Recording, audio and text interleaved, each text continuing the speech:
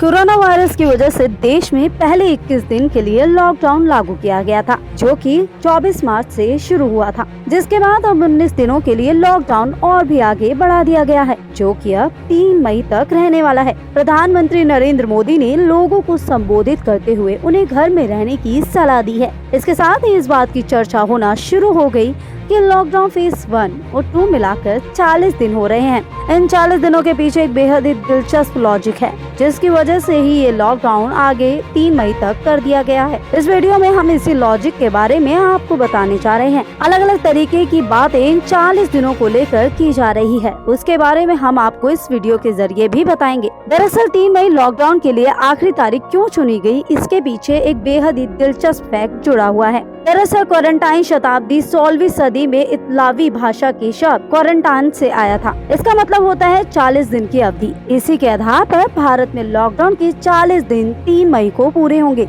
इसके साथ ही एक और फैक्ट इससे जुड़ा सामने आया है।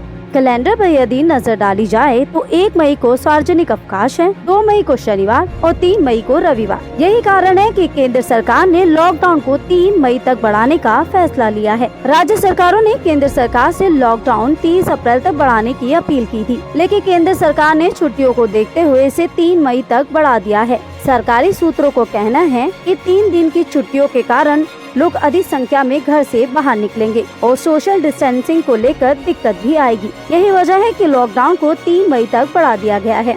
इसके साथ ही सोशल मीडिया पर 3 मई तक लॉकडाउन बढ़ाने को लेकर कई तरह की बातें की जा रही है। ऐसा कहा जा रहा है कि क्वारंटाइन का मतलब होता है 40। माना जाता है कि ये शब्द लैटिन रूट से आया है।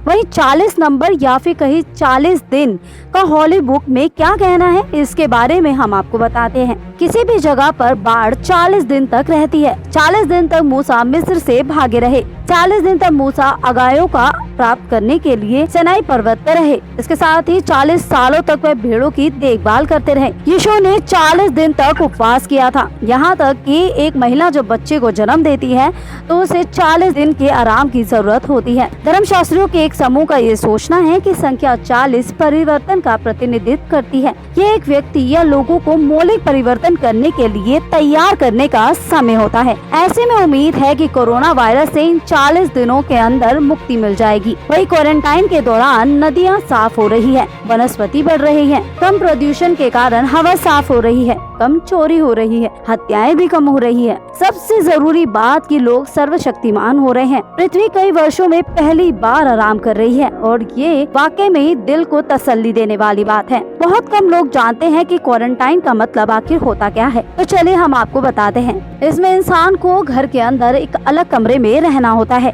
परिवार के सदस्य या किसी भी बाहरी सदस्य से संपर्क नहीं साधना होता। यहाँ तक कि किसी दूसरे व्यक्ति के भी उस कमरे में जाने पर मनाही होती है। बाथरूम नियमित तौर पर साफ होते हैं। दूसरा व्यक्ति इसे इस्तेमाल नहीं करता। यहाँ तक कि 6 फुट की दूरी भी बनानी होती है। बाहर निकलते हैं तो मास्क पहनना होता है। घर में होते हैं तो अपना जरूरी काम खुद करना होता है। यदि किचन एक है तो एक ही व्यक्ति उसका इस्तेमाल करता है। यहाँ तक कि बार बार साबुन से अपना हाथ भी धोता है और कचरों को इधर उधर नहीं फेंकता। तो देखा हमने 40 दिन की अवधि के पीछे किस तरह की बातें और फैक्ट सामने आ रही है। तो ये थी इंस्टाफीड की एक और स्पेशल रिपोर्ट। ऐसी ही बाकी बड़ी खबरों के लिए जुड़े रहिए हमारे साथ।